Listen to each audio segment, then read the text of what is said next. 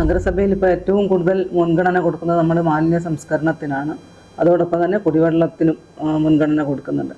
മാലിന്യ സംസ്കരണത്തിൻ്റെ ഭാഗമായിട്ട് ഹരിതകർമ്മസേന വീടുകളിൽ നിന്ന് പ്ലാസ്റ്റിക്കുകളും മറ്റ് മാലിന്യങ്ങളൊക്കെ ശേഖരിക്കുകയും അത് നഗരസഭയുടെ MCFൽ എത്തിച്ചിട്ട് അവിടുന്ന് സെഗ്രിഗേഷൻ ചെയ്ത് നമ്മുടെ കയറ്റി അയക്കുന്നു. അതുപോലെ തന്നെ മറ്റ് സ്ഥാപനങ്ങൾക്ക് അത് കൈമാറുകയും ചെയ്യുകയാണ്.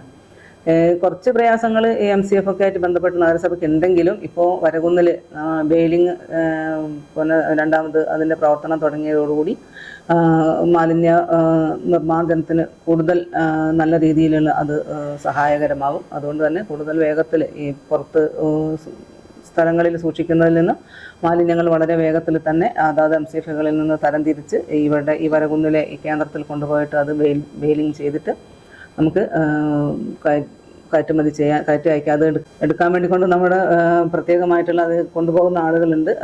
അപ്പോൾ അവർ വന്നിട്ട് അത് കൊണ്ടുപോവുകയാണ് ചെയ്യാറുള്ളത്. അതുകൊണ്ട് തന്നെ മാലിന്യത്തിൻ്റെ ഒരു വേഗം ഇത് നമുക്ക് ഈ പ്രയാസങ്ങളൊക്കെ തരണം ചെയ്ത് നഗരസഭയ്ക്ക് മുന്നോട്ട് പോകാൻ വേണ്ടി കൊണ്ട് സാധിക്കും.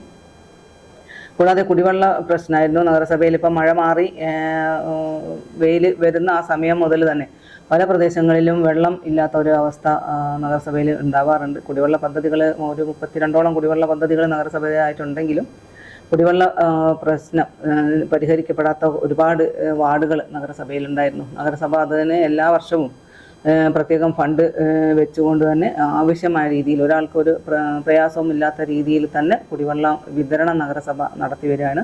ഈ വർഷവും അതുപോലെ തന്നെ മുമ്പെങ്ങും ഇല്ലാത്ത രീതിയിലുള്ളൊരു വരൾച്ചയായിരുന്നല്ലോ. പക്ഷേ അതുകൊണ്ട് തന്നെ ആർക്കും ബുദ്ധിമുട്ടില്ലാത്ത രീതിയിലേക്ക് കുടിവെള്ളം എത്തിക്കാൻ വേണ്ടി നഗരസഭയ്ക്ക് സാധിച്ചിട്ടുണ്ട്. പിന്നെ അതിൽ എടുത്തു പറയേണ്ട ഒരു കാര്യം, പിന്നെ കിഫ്ബിയുടെ ഭാഗമായിട്ട് നമുക്കിപ്പോൾ കുടിവെള്ള പദ്ധതികൾക്കുള്ള വാട്ടർ അതോറിറ്റിയുടെ സഹായത്തോടു കൂടി കുടിവെള്ള പദ്ധതി പൂർത്തീകരണത്തിലേക്ക് വരികയാണ്. നമ്മുടെ സമഗ്ര കുടിവെള്ള പദ്ധതി അതിനു വേണ്ടിക്കൊണ്ട് കിഫ്ബിയുടെ 120 കോടിയും ഉപയോഗിച്ചുകൊണ്ട് വീടുകളിലേക്ക് പൈപ്പ് ലൈൻ ഇടുന്ന പദ്ധതി അതിൻ്റെ പ്രവർത്തനങ്ങൾ ഇപ്പോൾ തുടങ്ങിക്കഴിഞ്ഞിട്ടുണ്ട്.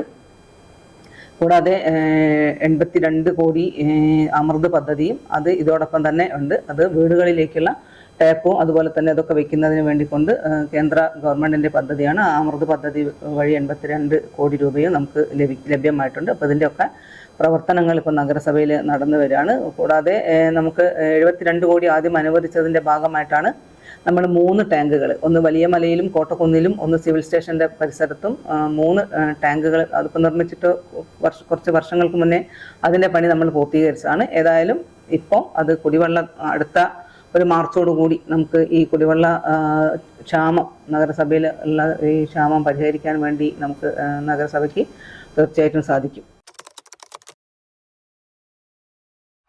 ആശുപത്രി ഇപ്പോൾ നമുക്കറിയാം, ആശുപത്രിയിൽ ഇപ്പോൾ ഒരു പുതിയ കെട്ടിടം വരാൻ പോകുന്നുണ്ട്. അതിൻ്റെ ഇതിലേക്ക് എത്തിയിട്ടില്ലെങ്കിലും നമുക്കറിയാം ഇപ്പം ലക്ഷ്യ സ്റ്റാൻഡേർഡ് ഒക്കെ വന്നതിന് ശേഷം ആശുപത്രിയിൽ നമുക്കറിയാം പണ്ടത്തെ രീതിയിൽ നിന്നും വളരെയേറെ വികസന പ്രവർത്തനങ്ങളാണ് നമ്മുടെ ആശുപത്രിയിൽ ഉണ്ടായിട്ടുള്ളത്. ഇപ്പോൾ ഈ ലക്ഷ്യ സ്റ്റാൻഡേർഡിൻ്റെ ഇതിൽ ഉപയോഗിച്ചിട്ടുള്ള നമ്മുടെ ലേബർ റൂമോ അതും ഭാഗമായിട്ട് ഇപ്പോൾ ആശുപത്രികളിൽ പ്രസവമൊക്കെ നടക്കുന്നുണ്ട്.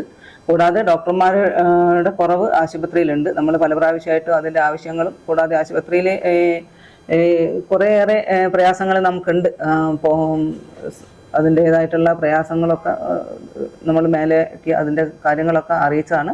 തീർച്ചയായിട്ടും നല്ല രീതിയിൽ അത് പരിഗണിക്കപ്പെടും എന്നുള്ള ഇതിൽ തന്നെയാണുള്ളത്. അതിന് ഗൈനക്കോളജിസ്റ്റും അങ്ങനെയുള്ള കുറച്ച് ഡോക്ടർമാരുടെ കുറവ് നമുക്ക് ആശുപത്രിയിലുണ്ട്. അപ്പോൾ അതൊക്കെ പീഡിയാട്രീഷ്യൻ വേണം, അങ്ങനെയുള്ള കുറച്ച് ഡോക്ടർമാരുടെ പോരായ്മകളുണ്ട്. അപ്പോൾ അത് കൂടി പരിഹരിച്ച് തരുമെന്നുള്ള രീതിയിലേക്കാണ് നമ്മൾ അതിനു വേണ്ടി ആരോഗ്യ മന്ത്രിക്ക് വേണ്ടിയുള്ള നിവേദനങ്ങളൊക്കെ കൊടുക്കുകയും എല്ലാ കാര്യങ്ങളും ചെയ്തിട്ടുണ്ട്. അടുത്ത് തന്നെ അതിൻ്റെ പ്രയാസങ്ങളൊക്കെ മാറി നല്ല രീതിയിലുള്ള പ്രവർത്തനത്തിലേക്ക് ആശുപത്രി കൂടി എത്തുമെന്നാണ് നമുക്ക് പറയാനുള്ളത്. എന്നാലും പണ്ടത്തെ അത് വെച്ച് നോക്കുകയാണെങ്കിൽ വളരെയേറെ സൗകര്യങ്ങൾ നമ്മുടെ ആശുപത്രിയിൽ ഉണ്ട്. രോഗികൾ ഓരോ ദിവസവും കൂടി വരുന്ന ഈ ഒരു അവസ്ഥയിലൊക്കെ പ്രത്യേകിച്ച് പനിയൊക്കെ വരുന്ന സമയത്ത് ചെറിയ പ്രയാസങ്ങളൊക്കെ ഉണ്ടാകുമെങ്കിലും അതൊക്കെ നല്ല രീതിയിലേക്ക് ആ സമയത്തൊക്കെ ആവശ്യമായ ഡോക്ടർമാർ നമ്മൾ മറ്റുള്ള ഇതിൽ നിന്നൊക്കെ ഇവിടേക്ക്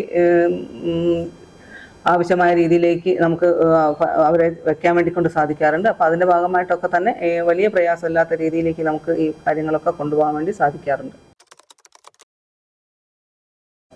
നഗരത്തിലേക്ക് ഇപ്പോൾ എൻട്രി ഇപ്പോൾ ഈ പ്രത്യേകിച്ച് ഈ മഴ വന്ന ഈ സമയത്ത് ബൈപ്പാസായിട്ട് ജനങ്ങൾക്ക് കുറേയേറെ ബുദ്ധിമുട്ടുകളുണ്ട്. പ്രത്യേകിച്ചും നമ്മൾ സാധാരണ ഉപയോഗിച്ചുകൊണ്ടിരിക്കുന്ന പല വഴികളും ഇപ്പോൾ തടസ്സപ്പെട്ടു പോയ ഒരവസ്ഥയാണുള്ളത്. ഈ മഴയും കൂടി വരുമ്പോഴത്തേക്ക് അത് കൂടുതൽ ബുദ്ധിമുട്ടായിട്ടുണ്ട്. അപ്പോൾ അതിൻ്റെ അധികാരികളൊക്കെ ആയിട്ട് ബന്ധപ്പെട്ട് ഇപ്പോഴുള്ള ഈ ഒരു പ്രയാസങ്ങൾ നീക്കി കൊടുക്കാൻ വേണ്ടിയിട്ടുള്ള പ്രവർത്തനങ്ങൾ ഇപ്പോൾ ഇന്ന് നാളെ ഇന്നലെ മിഞ്ഞാന്നൊക്കെ ആയിട്ട് ഇങ്ങനെ അവർ വന്നിട്ട് അത് ചെയ്തുകൊണ്ടിരിക്കുന്നുണ്ട്. പിന്നെ എൻട്രി എന്ന് പറയുമ്പോൾ പല മുറിഞ്ഞു പോകുന്ന ആ റോഡുകളിലേക്കും ആവശ്യമായ രീതിയിലേക്കുള്ള ഈ സർവീസ് റോഡിലേക്കുള്ള എൻട്രി അവർ തരുമെന്നാണ് പറഞ്ഞിട്ടുള്ളത്. എല്ലാ റോഡുകളിലെങ്കിലും അത്യാവശ്യമായിട്ടുള്ള റോഡുകളിലേക്കൊക്കെ തരാമെന്ന് അവർ നമ്മളോട് വാക്ക് പറഞ്ഞതാണ്. ഇപ്പോൾ അടുത്ത ദിവസം തന്നെ MLA ഒരു യോഗം വിളിച്ചു ചേർക്കേണ്ടായി. കൂടാതെ നഗരസഭയിലെ ഇതുമായിട്ട് ബന്ധപ്പെട്ട് പോകുന്ന കൗൺസിലർമാരെയും ഈ വങ്കാടിൻ്റെ NHIൻ്റെയും എല്ലാ ഉദ്യോഗസ്ഥന്മാരെയും എല്ലാം വിളിച്ചു ചേർത്തുകൊണ്ട് വലിയ ഒരു യോഗം തന്നെ നമ്മൾ നടത്തിയിട്ടുണ്ട്. അതിൽ അവർ ഇത്തരം കാര്യങ്ങളൊക്കെ അവരെ കൂട്ടിക്കൊണ്ടുപോയി നമ്മൾ കാണിച്ചു കൊടുക്കുകയും അവർ അതിന് നമ്മൾ പറഞ്ഞ രീതിയിലേക്ക് കുറേയേറെ കാര്യങ്ങൾ ഇതിലേക്ക് വരുമെന്ന് തന്നെയാണ് പറയുന്നത്. എന്നാലും ജനങ്ങൾക്ക് ഇനിയും കുറേ ആവശ്യങ്ങളുണ്ട്. പിന്നെ ഈ ഡ്രൈനേജൊക്കെ ആയിട്ട് ബന്ധപ്പെട്ട കുറേ പ്രയാസങ്ങളുണ്ട്. ചില സ്ഥലങ്ങളിൽ വെള്ളം കെട്ടി നിന്നിട്ട് അത് അവരെ ഡ്രൈനേജും നമുക്ക് നഗരസഭയിൽ ആദ്യമുള്ള ഡ്രൈനേജും തമ്മിൽ ബന്ധപ്പെടാത്ത എല്ലാ അവസ്ഥകളൊക്കെ ഉണ്ട്. അതൊക്കെ മാറ്റിത്തരാം എന്നുള്ളതാണ്. ഇപ്പോൾ ഈ മഴ വന്ന് കഴിഞ്ഞാലാണ് അതിൻ്റെ ഒരു പൂർണ്ണ രൂപം എങ്ങനെയാണെന്നുള്ളത് മനസ്സിലാകുന്നത്. അപ്പോൾ അതിന് വേണ്ടിക്കൊണ്ടുള്ള ഇപ്പോൾ പ്രവർത്തനങ്ങൾ നടന്നു വരികയാണ്. അവർ കൂടുതൽ വിളിച്ചു ചേർത്ത് നമ്മൾ സ്ഥലങ്ങളൊക്കെ കാണിച്ചു കൊടുക്കുകയൊക്കെ ചെയ്തിട്ടുണ്ട്.